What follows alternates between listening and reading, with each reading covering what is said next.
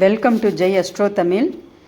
நம்மள நிறைய பேர் தியானம் செய்யணும், மனசை ஒருமுகப்படுத்தணும் அப்படின்னு சொல்லி நிறைய தடவை முயற்சி செஞ்சுருப்போம், தியானத்திலே அமர்ந்திருப்போம். ஆனால் நம்மளால் மனசை கட்டுப்படுத்த முடியாமல் இது நமக்கு வராது அப்படின்னு நினச்சி அதை விட்டுருப்போம்.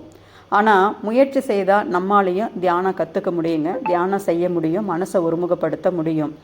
அப்போது இது எப்படி செய்யலாம் அப்படின்றதுக்கு ஒரு சிறு கதையின் மூலமாக இதுக்கு ஒரு விளக்கம் தரலான்ட்டு இருக்கோம். அதற்கு முன்னாடி நம்மளுடைய சேனலில் ஜோதிடம், ஆன்மீகம் சம்மந்தப்பட்ட நிறைய விஷயங்கள் பதிவிட்டுட்டு வரோம். அதில் உங்களுக்கு உபயோகமான விஷயங்கள் அதிகமாக இருக்குது. இதெல்லாம் நீங்கள் கேட்டு பயன்பெறணும், பார்த்து பயன்பெறணுன்னா கண்டிப்பாக நம்ம சேனலை சப்ஸ்கிரைப் பண்ணுங்கள். அதே போல் நீங்கள் அடைந்த பயன் உங்களுடைய உறவுகளும் நட்புகளும் அடையணும்னா கண்டிப்பாக அவங்களுக்கு நீங்கள் ஷேர் பண்ணுங்கள். நம்ம சேனல் சப்ஸ்கிரைப் பண்ணால் தான் அடுத்தடுத்து போடக்கூடிய பதிவுகள் உங்களுக்கு தெரியும். பெல் ஐக்கானை கிளிக் பண்ணிங்கன்னா நோட்டிஃபிகேஷனில் வரும். நீங்கள் அப்பப்போ உடனே நம்ம சேனலில் வரக்கூடிய பதிவுகளை பார்க்கலாம். இப்போது கதைக்குள்ளே போகலாங்களா? ஒரு ஊரில் ஒரு அரசன் இருக்கார். அந்த அரசருக்கு திடீர்னு கண் பார்வை போயிடுது. அப்போது அரண்மனை வைத்தியர் வராரு. அரசரை சோதித்து பார்த்துட்டு, இந்த இழந்த கண் பார்வையை மீட்கணும்னா அருகில் உள்ள ஒரு மலையில் சஞ்சீவி மூலிகை இருக்குது. அந்த மூலிகையை கொண்டு வந்து அரசரோட கண்ணில் புழிஞ்சு விட்டோம்னா அவருக்கு கண் பார்வை திரும்ப கிடச்சிடும். ஆனால் அதில் ஒரு சிக்கல் இருக்குது. அது என்னென்னா, அந்த மலை அடிவாரத்தில் ஒரு தேவதை இருக்குது.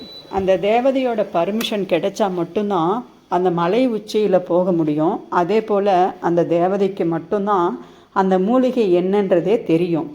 அதனால் ஃபஸ்ட்டு அந்த தேவதைக்கிட்ட போய் நீங்கள் பர்மிஷன் வாங்கிட்டு தான் அந்த மூலிகையை பறித்து கொண்டு வர முடியும். இது யார் செய்வீங்க அப்படின்னு சொல்லி கேட்குறாங்க.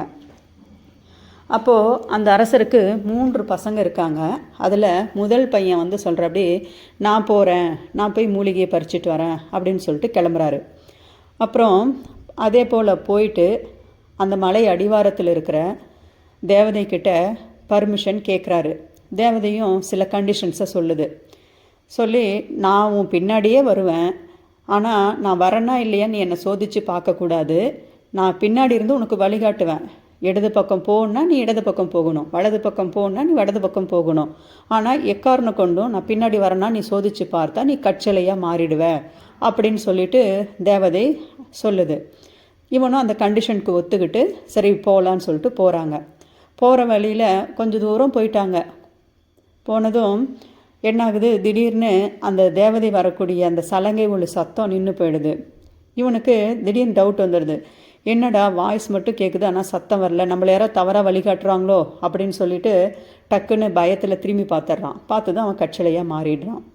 இப்போது அரண்மனையில் போன பையன் இன்னும் திரும்பி வரவே இல்லையே அப்படின்னு சொல்லிட்டு எல்லோரும் கவலையில் இருக்காங்க. அப்போது அந்த 2வது பையன் சொல்கிறான், நான் போகிறேன், நான் போய் எடுத்துகிட்டு வரேன் அப்படின்னு சொல்லிட்டு திரும்பி அந்த தேவதை கிட்ட வரான்.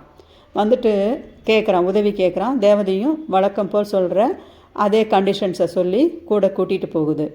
அப்போது இந்த பையனும் அந்த கண்டிஷனெல்லாம் ஏற்றுக்கிட்டு பாதி மலை வரைக்கும் போயிடுறான். திடீர்னு என்னாகுது, பின்னாடி இருந்து அலறல் சத்தம், சிரிப்பு சத்தம் இதெல்லாம் கேட்குது. இவன் ரொம்ப கன்ஃபியூஸ் ஆகிடுறான். என்னடா இவ்வளோ நேரம் தேவதை அமைதியாக வழி சொல்லிட்டு வந்துச்சே, திடீர்னு சிரிப்பொலி சத்தம், அலறல் சத்தமெல்லாம் கேட்குது. அப்போது தேவதையை வேறு ஏதாவது ஆத்மாக்கள் ஏதாவது டிஸ்டர்ப் பண்ணி ஏதாவது பண்ணுதோ, நமக்கு ஏதாவது ஒன்று ஆகிடுமோ அப்படிங்கிற ஒரு பயத்தில் டக்குன்னு திரும்பி பார்த்துட்றான். பார்த்ததும் அவனும் கற்சிலையாக மாறிடுறான். அடுத்து இந்த 2வது பையனும் வராதுனால அரண்மனையில் எல்லோரும் ரொம்ப சோகமாக இருக்காங்க. அப்போது 3வது பையன் வரான். அவன், நான் போகிறேன், நான் போயிட்டு அங்கே என்ன நடக்குது அப்படிங்கிறத நான் தெரிஞ்சுக்கணும், அதே போல் அப்பாவுக்கு மூலிகை கொண்டு வரணும், அதனால் நான் போகிறேன்னு சொல்லிட்டு அந்த 3வது பையன் கிளம்புறான். அதே போல் அந்த தேவதைக்கிட்ட வந்து உதவி கேட்குறான். தேவதையும் கண்டிஷன்ஸ் எல்லாம் சொல்லி கூட்டிகிட்டு போகுது. இப்போது இந்த பையன் ரொம்ப தெளிவாக போகிறான். ஏன்னா தேவதை கண்டிஷன் சொல்லியிருக்கு, அவன் புரிஞ்சுக்கிட்டான். என்ன சொல்கிறான், 2 அண்ணாங்களும் இந்த கண்டிஷனை மீறிட்டாங்க, அதனால் கற்சிலையாக மாறிட்டாங்க. நம்ம இதில் கவனம் சிதறாமல் போனாதான் நம்ம ஜெயிச்சு வர முடியும். ஏன்னா நம்மளை விட்டு அந்த அரண்மனையில் யாருமே இல்லை இல்லைங்களா, அப்பாவும் பார்வையற்று இருக்கார், 2 அண்ணாங்களும் கற்சிலையாக மாறிட்டாங்க. இப்போது கடைசி கட்டம், இவன் ஜெயிச்சு ஆகணுன்ற கட்டாயத்தில் இந்த பையன் இருக்கான். அப்போது இவன் மனசை ஒருநிலைப்படுத்தி இவன் போயிட்டுருக்கான். இவனுக்கும் நிறைய இடையூறுகள் வருது. சிரிப்பு ஒலி சத்தம் கேட்குது, அலறல் சத்தம் கேட்குது, விதவிதமான சத்தங்கள் கேட்டு டிஸ்டர்ப் பண்ணுது. எதுக்குமே அவன் அசரலை. அவன் அவனுடைய நோக்கத்தில் போயிட்டே இருக்கான். போயிட்டு கடைசியாக அந்த மூலிகையும் எடுத்துட்றான். எடுத்துட்டு திரும்பி வரும் பொழுது அந்த மூலிகை வாசம் வரும் பொழுது அந்த வாசம் பட்டு அவங்களுடைய அண்ணன்க 2 பேரும் உயிர் தெழுந்துடுறாங்க. அதே போல் கீழே வந்து அந்த மருந்தை கொடுத்து அவங்க அப்பாவுக்கும் கண் பார்வை கிடச்சிடுது. இப்போது இந்த கதையிலிருந்து நம்ம என்ன தெரிஞ்சுக்கிறோம் அப்படின்னு பார்த்தீங்கன்னா, நமக்கு தியானம் செய்யும் பொழுது நம்மளுடைய குரு என்ன சொல்கிறாரோ அதை மனசில் வாங்கிக்கணும். எக்காரணம் கொண்டும் எந்தவித சலனங்களுக்கோ கஷ்டங்களுக்கோ வேதனைகளுக்கோ நம்ம மனசு வந்து தடுமாறிட்டே இருக்கும். ஏன்னா நம்ம மனசு வந்து சந்திரன் தேய்ந்து மறையக்கூடிய கிரகம் இல்லைங்களா? அதனால் நம்ம மனசு ஒருநிலைப்படுத்துறது ரொம்பவே சிரமம்தான். இயற்கையாகவே சந்திரன் 15 நாள் தேய்ந்து 15 நாள் வளர்ந்து வரும். அப்போது ஒருமுகப்படுத்த முடியாத அந்த சந்திரனை நம்ம மனசை கண்ட்ரோல் பண்ணி கொண்டு வர்றது நம்மளுடைய ஆன்மாவின் பலம். அப்படி கொண்டு வரும் பொழுது தான் நமக்கு தியானம் வரும். அதனால் குருவின் வார்த்தைகளை பின்பற்றி தவமும் தியானமும் ஞானமும் இருந்தால் மட்டுமே இதில் வெற்றி பெற முடியும். ஆள் மனது வந்து ரொம்ப அதிசயமான நண்பன் நம்மளுக்கு. அதுபோல் ஒரு ஆள் மனசு மாதிரி ஒரு உற்ற நண்பன் நமக்கு இந்த உலகத்திலே கிடையாது. அந்த ஆள் மனசை நீங்கள் அடக்கி ஆள கற்றுக்கிட்டிங்கன்னா நீங்கள் அந்த நண்பன் உங்களுக்கு நல்ல விஷயங்களை மட்டுமே சொல்லுவான்.